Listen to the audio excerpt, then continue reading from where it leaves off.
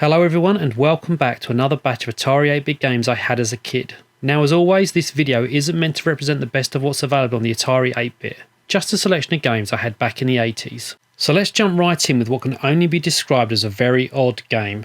Revenge 2 is the follow-up to Revenge of the Mutant Camels, and the box for this one states that the mutated 90-foot high, laser-spitting death camels have rebelled against their captor, the Xiaxians, and are out for revenge.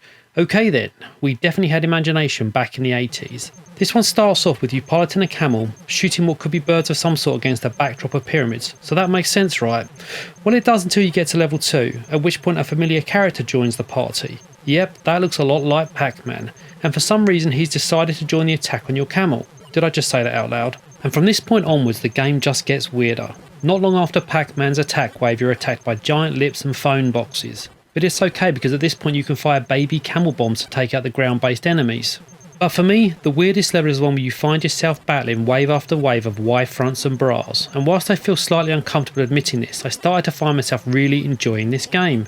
The mechanic of holding down the button to control the direction of fire works really well, and I was keen to progress further just to see what weird and wacky enemy I'd find myself facing off against next. So if you haven't played this one, I'd recommend checking it out, but go into it with an open mind. Next up is a game called Up, Up and Away, and this is one of those games I have absolutely no recollection of playing as a kid, but I've got the cassette so I must have played it at some point. And in this one the objective is simple: pilot your hot air balloon as far as you can, collecting fuel and avoiding various dangers along the way. Sounds simple, right? Well, it would be, but absolutely everything wants to take out your hot air balloon. First up, there's this guy. He literally attacks the moment you've got off the ground. And what is that he's throwing? Grenades? Because surely a stone couldn't burst your hot air balloon. And what made me laugh most is that if you manage to get past him, he looks like he wants you to go back and have a fight with him. From here on in, various other challenges face your intrepid hot air balloon pilot. You've got to time it just right to get through some storm clouds, and just as you think you're in the clear, you find yourself up against the most fearsome foe known to man: pigeons with projectile turds. And if that doesn't strike fear into you, the sight of this killer kite surely will. Yep, the kite can also take you out. Seriously, what's this hot air balloon made out of? Cling film? But all joking aside, I sense that there's a decent game here, and a strategic one at that. It was just a little too complicated for young me, hence why I don't remember it. Plus, at least now I know why I've got a phobia of pigeons. Next up is a game called Blatter, and in this one you pilot a technically astounding super fighter battling to save the universe from deadly antimatter aliens who are travelling down the corridors of inner space. And whilst this sounds far-fetched, I have to give credit to the person that came up with this story.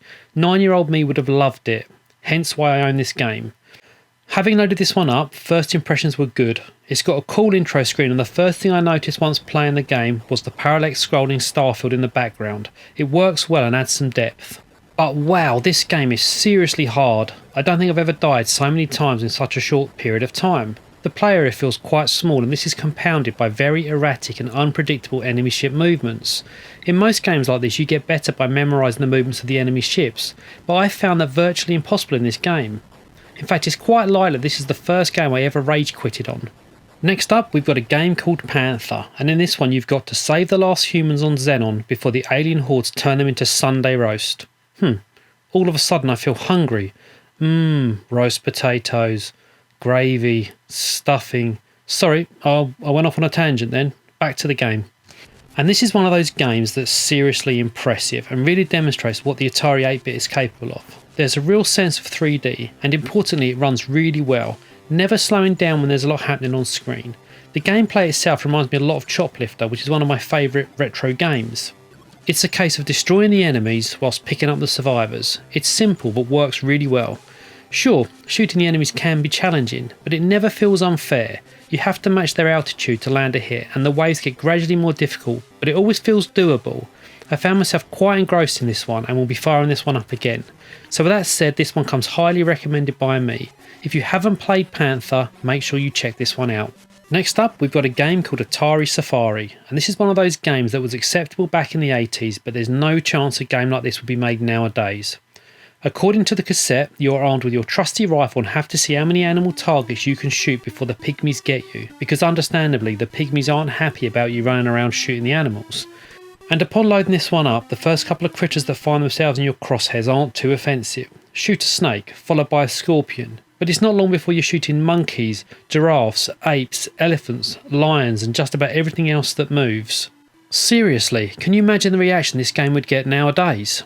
I found myself cringing whilst playing this one, but as I've mentioned in one of my previous videos, I also find it a bit odd that a game like Atari Safari shocks me, but running around in Grand Theft Auto shooting at cops is the norm nowadays. Feel free to let me know what your thoughts are on this one in the comments below. Okay, so after the controversy of Atari Safari, let's get back to something a bit more normal. Next up we've got Speed Zone, and in this one you've got to, you've guessed it, defend against marauding alien forces. This one starts off as fairly standard shoot 'em up material. It looks reasonably good, not brilliant but not the worst I've seen either, plus it all runs smoothly and there's a nice scrolling star field in the background which helps spruce things up a bit. But the real highlight happens a couple of minutes into the game. This happens. Is that the TARDIS?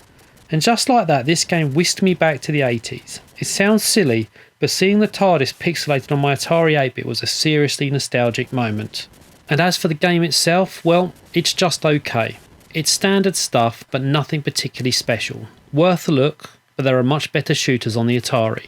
Okay, next up we've got a game called Talladega, and in this one Richard Petty, king of the NASCAR Superstock scene, has challenged you to a grueling race around the Talladega track. Sounds exciting, right? Well, sadly it isn't. I think the idea with this one is to be tactical with your fuel and tyres and make it at the end of the race, but I found myself getting very bored very quickly. It's not all bad though, it's got great graphics. Oh, hang on, the graphics aren't very good either. So what about the sound effects? Nope. Those aren't great either.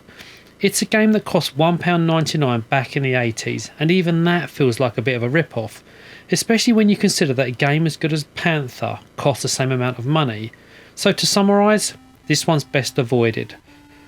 Next up we've got a game called Red Max, and this one's got a very cool story on the cassette inlay.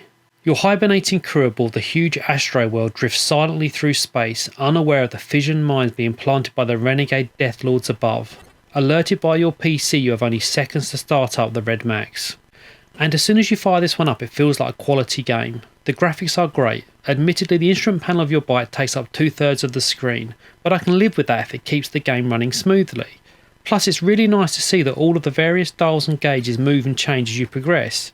For example, as you move around the level, your fuel level drops, and the speedo and rev dials move. The game itself involves performing whatever task is displayed on your dash. For example, defuse mines. This helps prevent you wandering around aimlessly. Plus it helps that there's a section on the cassette inlay that details what each object looks like. I enjoyed this one. It's a bit different, which I appreciated after playing so many different shooters, and it's worth checking out when you have a minute. And finally we've got a game called Megarax Force. In this one your mission is simple: attack and destroy the alien mothership. Now this is a game I remember quite vividly, even after more than 30 years, and not because of the gameplay, but because of this. The battle begins. This blew my mind as a kid. I'd sit and wait for the game to load just to hear those few words, and that isn't the only digitised speech in this game. When you start the game it does this. Megarax Force. And when you die it does this. Game over.